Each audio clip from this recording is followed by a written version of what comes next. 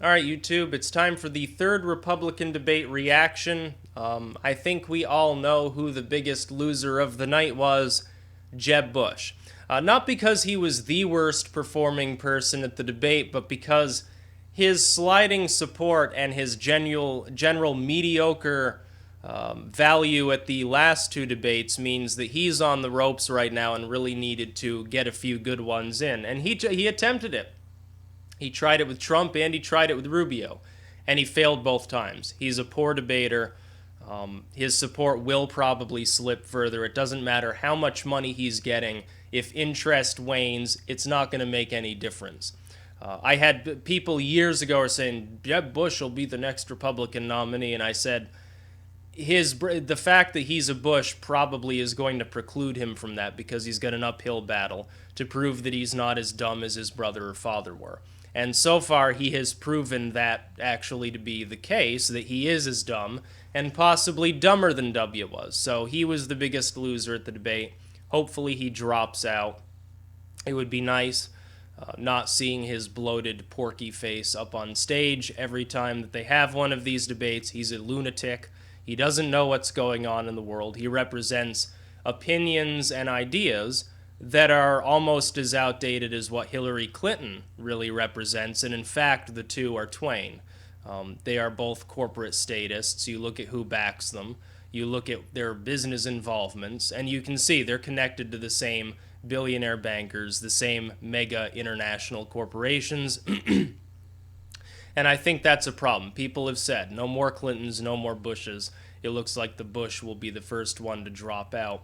Hopefully Hillary gets manhandled. Should she become the nominee, hopefully she loses, because we don't need another Clinton in the White House any more than we need another Bush. As for who won the debate, it's a little bit less clear. Trump comes out on top in most of the polls. That was expected. He is fairly good at making jabs at others during debates. In second place, depending on who you ask, it's either Cruz, who got the line of the night, Marco Rubio, who is good at debating. I think policy-wise, he's a little bit too far to the left on some issues and a little bit too far to the right on others to really form a conglomerate of centrists and outsiders to carry him to the nomination. But he is good at debating, so yes, he would be in there. And then Rand Paul actually did very well. Part of that's probably it was taking place in Colorado, the pot state, and Rand Paul's the libertarian-leaning candidate on the stage there. Most of the other candidates still support the drug war totally. Rand Paul does not. I look at him as not libertarian enough on the issue. He just wants to legalize pot and sort of reschedule the other substances. I think we need to just legalize everything and not even bother taxing it. In fact, I think taxing it defeats the libertarian purpose of simply saying the government doesn't have the right to legislate on it one way or the other. Fiorina didn't really accomplish anything at the debate. Chris Christie, although he performed better than last time, again, he's too far down the pack really to make any difference at this point without a very stellar debate performance. As for the kiddie table debate, nobody stood out. Graham was the adult in the room again. He is also, of the four kiddie table individuals, he has the highest numbers. He's breaking 1% now. But is he going to be the nominee? No. Neither will Jindal or Santorum or Pataki. They don't have a chance in hell at this point. Even if a bunch of the people above them dropped out, they're not the ones that are going to absorb that support. They have no name recognition at this point. It's like Martin O'Malley. He's not going to be the Democratic nominee. We all know that. He's just sort of holding in there, I guess, to push his issues into the race, inject them a little bit, in hopes that one of the other candidates will grab them up when he leaves. That appears to be what Lindsey Graham is doing because he is focused single-mindedly on the military. And Santorum, who no longer has a pulse at all in the campaign. It's funny. Last time around, when he was campaigning to be the nominee, what was he focused on? Gay this, gay that, gay people, the loss of traditional families to gayness. We need to go after abortion clinics, abortion, gays. That was all he talked about, and he ended up being the second place candidate. This time around, though, those aren't hot button issues anymore. Those aren't major issues in the current campaign. Right now, it's all about tax reform and immigration and the rise of ISIS and hacking from China. And what are we going to do about Russia and the police state? Do we want to keep it, get rid of it, or reform it? Those are the big issues in this campaign. This doesn't do anything for somebody like Santorum or Huckabee. They're evangelical, pro-family candidates. Nobody's fucking worried about those issues right now. So he should probably drop out. Huckabee should drop out as well. He doesn't have a chance. Even though he's fairly well spoken, what he actually says simply, no matter how well he says it, it doesn't strike a chord with the American voter, because the issues that he wants to talk about are essentially family traditions, which nobody really cares about in the current political climate, let alone the Tea Partiers who are single-mindedly focused on we need to defeat the Democrats at all costs. They don't give a shit about Huckabee. They'll flock to whoever's the front runner. And number two, Social Security and taking care of old people. Well, the Republican Party right now is trying to reformulate itself to grab up segments of the youth vote, so sort of focusing on Social Security. I think that issue was dwelt upon in this debate to a great deal, and it wasn't really necessary. It didn't really strike the message home with any of the voters that would be watching. Cruz, again, gets line of the night, though, for his suggestion that the debate rules and the debate's content was attempting to goad the Republican candidates into attacking one another and pointing out how this differs from the Democratic debate. When you watch the Democratic debate, anytime the candidates weren't getting softballed, anytime they were asked a real question that they could actually harm themselves by answering incorrectly, it had only to do with they themselves. Hillary was asked about her emails. Bernie was asked about his position on guns. But they weren't asked about other candidates that were up on stage with them. They simply weighed in on their own policies and got the bully pulpit there for the time that they were speaking to sort of explain their views in more depth. As opposed to this debate and the last one, where it's been nothing but a bunch of essentially Mortal Kombat nonsense between the Republican candidates. Both panels have done the same thing, which is to try to get them to attack one another. Now, in the second Republican debate, they took the bait, and some of them suffered for that. This time around, I have to believe the candidates may have talked to one another beforehand in planning about going after the debate panel, because clearly the debate panel attempted to do the same thing they did at the second debate, which is very entertaining, but really it doesn't lead to the candidates being able to explain their positions on issues. And they refused to do so. The crowd booed the debate panel on multiple occasions when they were asking things of Trump and Cruz and Rubio and Carson. Cruz gets, again, line of the night because he came out and pointed this out instead of bothering to answer his debt ceiling query from the debate panel. And I think that is the most memorable line of the night. Now, does this point to a far-reaching leftist conspiracy by progressive media? No, and this is what Cruz gets wrong. The media in the United States does not have a left-right bias in any way, shape, or form. It's an even split, because the media is just a corporate media. That is, they like corporatists, they like big money candidates, they like Jeb as much as they like Hillary Clinton. They'll fawn over either one of them. Whoever gets nominated and who represents bigger banking and corporate interests will be the ones that the media likes. It has nothing to do with whether they have an R or a D after their name, because their stances on issues are exactly the same, because they're controlled by exactly the same banks and corporations. What they fear most is the rise of an outsider. They fear Bernie Sanders. They fear Donald Trump. And look at the way in which Bernie Sanders has been treated by the media.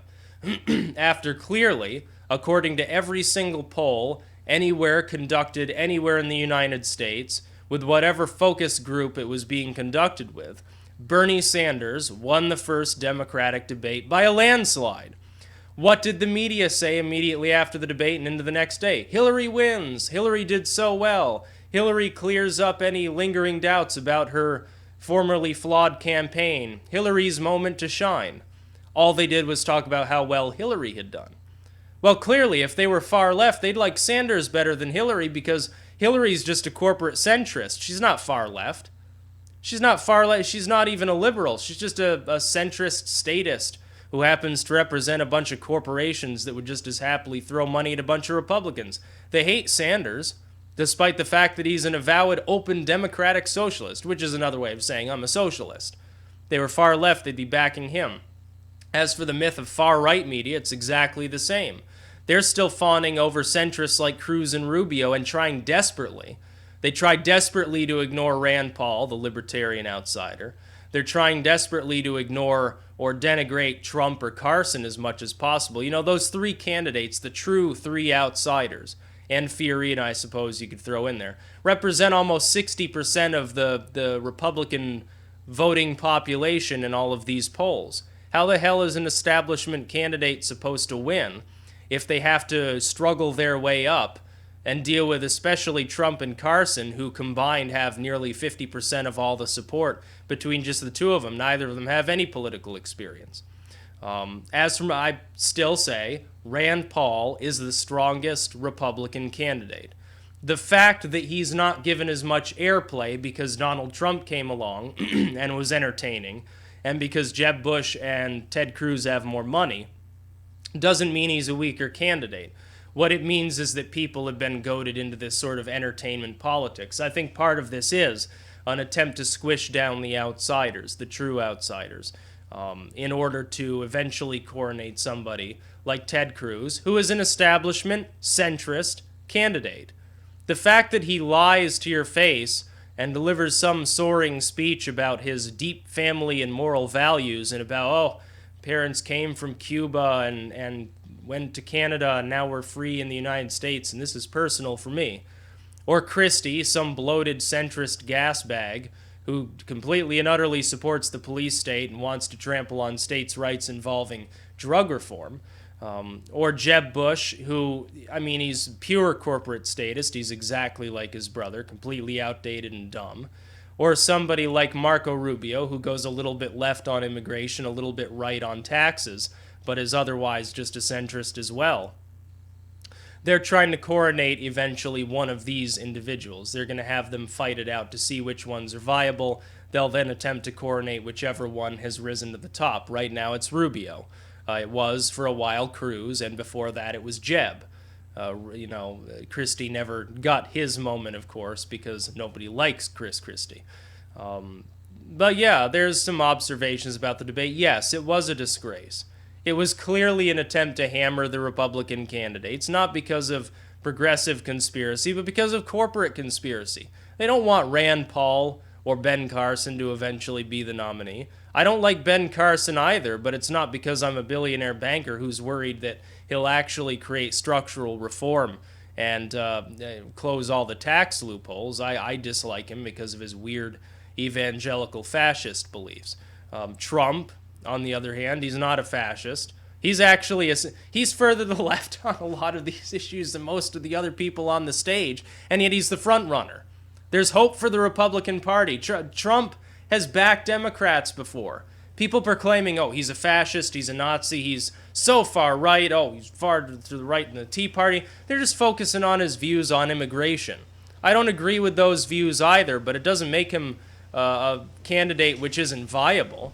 It simply means that you, generally speaking Democrats, happen not to believe that that's the correct way to go about things. As a libertarian, I side with Rand Paul on more of these issues. I'd be more likely to side with Bernie Sanders on some issues than somebody like Jeb or Hillary or Cruz, the centrist establishment candidates. They're all rich. They're all DC insiders. They have 99% of their views are identical. But yes, clearly Trump dominated the debate. Depending on who you ask, Cruz, Rubio, Paul, and even in some, Carson or Christie did fairly well. As for Jeb, poor Jeb, please, just fucking drop out at this point. Jesus Christ. Come on, how many more negative reviews can he get before he finally gets, Mom might have been right, I shouldn't have run in the first place. Mama Bush told him not to run. Mama Bush came out and said, I don't really want my... We've had too many Bushes. She said the same thing that 99% of the fucking Republicans were saying. The fact that he has 7% support in any of the polls is astonishing. He should be down at like 0.5% by now. 0.5% representing the extended family of the highly inbred Bush lineage to begin with. Jeb Bush is a laughingstock. Christie's a laughingstock too. Here you've got a Republican that attempts and fails to spar with Rand Paul over the police state, strongly supports every war we've ever gotten involved in, and at the same time he's also saying, oh yeah, climate change is real, man-made, and we need to do something about it. Oh, let me qualify that. The private market needs to take care of it. We should use incentives, not regulations. Like, that's going to help him with the average Republican voter. I don't fucking think so. Yeah, there's my surmisings about the Republican debate. The debate panel was caught several times lying openly. The GOP, the RNC, the Republican National Committee, needs to take a good long look at some of these groups that are doing the debate panels and find out whether they're really qualified to do that. I think the scandal involving the green rooms was funny, although nobody is going to remember it in a week. The fact that they had like these big, massive green rooms with all the plush furniture for the top tier candidates, and then like Rand Paul and Kasich and Christie and some of the lower candidates were sort of crammed into like bathrooms and broom closets and stuff. That was funny. Clearly, it was a Clearly, if you're going to host a debate panel like this, you need to prepare ahead of time, make sure everything's worked out, make sure that you're agreed upon the specific rules, that you're not simply trying to get the candidates to attack one another, because that's not a debate, it's just a shit show. It's just your weird form of entertainment. The American voters, I think, deserve better, regardless of what side they tend to support. Side, so-called, in most cases. You need to be prepared enough to give these candidates an even keel when they're actually getting up on stage and debating one another. It needs to function like an actual debate. This wasn't even a debate. You can't even really call it the third Republican debate. They weren't debating. They were simply getting goaded by a debate panel into attacking one another, quite clearly. Cruz was correct when he said that. Trump said it too. Kasich, as well, I believe, chimed in the same thing. And they're right. CNBC tried to headhunt after them to get them to attack one another. Maybe they got some money from Hillary Clinton to do exactly that. But the GOP, really, they need to choose their venues a little bit more appropriately.